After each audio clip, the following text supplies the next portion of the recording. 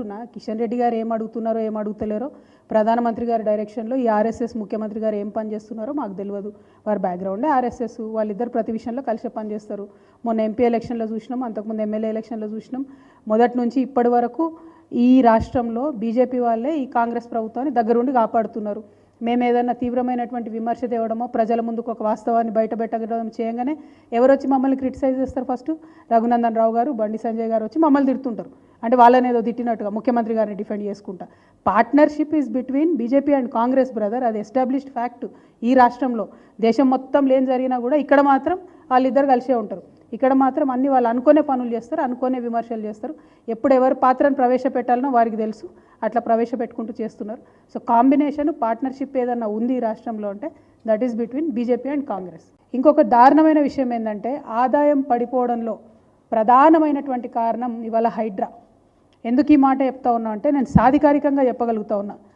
Stamps and registrations యొక్క ఆదాయం ప్రభుత్వం ఏమనుకున్నదంటే 18,000 కోట్లు వస్తుందని ఒక అంచనా వేస్తాయి ఏ ప్రభుత్వాలైనా కూడా. ప్రభుత్వం అఫీషియల్గా వేసినటువంటి అంచనా 18,000 కోట్లు.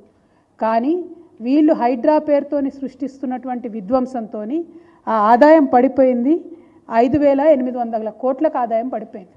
ఇది స్పష్టంగా సుస్పష్టంగా తెలుస్తుంది. అయినా కూడా అరాచక మాపకుండా నిన్న మొన్న కూడా మలక్పేటలో పోయి మళ్ళీ ఇండ్లు ఊలగొట్టిండ్రు. హైదరాబాద్ యొక్క బ్రాండ్ ఇమేజ్ని సర్వనాశనం చేసేటటువంటి ప్రయత్నం చేస్తుంది కాంగ్రెస్ సర్కార్ తప్పితే పెంచేటటువంటి ప్రయత్నం చేస్తలేదు. కాగులో ఉన్నటువంటి వాస్తవాలు ఇవి. నా స్టోరీస్ కాదు, నా కథలు కాదు. కంప్లీట్గా ఆదాయం పడిపోయినటువంటి పరిస్థితి ఉన్నది స్టాంప్స్ అండ్ రిజిస్ట్రేషన్.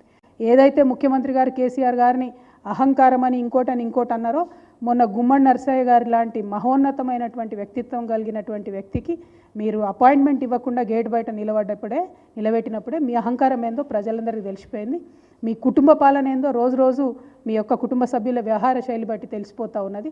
సో అహంకారానికి కుటుంబ పాలనకు కేర్ ఆఫ్ అడ్రస్ ఇవ్వాలి ఎవరు అంటే యనుమల రేవంత్ రెడ్డి గారు అని ప్రజలందరూ కూడా అనుకునేటటువంటి పరిస్థితి వచ్చిందని మీ అందరికీ తెలియజేస్తూ మళ్ళొక్కసారి తెలంగాణ వాదులు, తెలంగాణ ప్రజలు జాగ్రత్తగా ఉండాలి.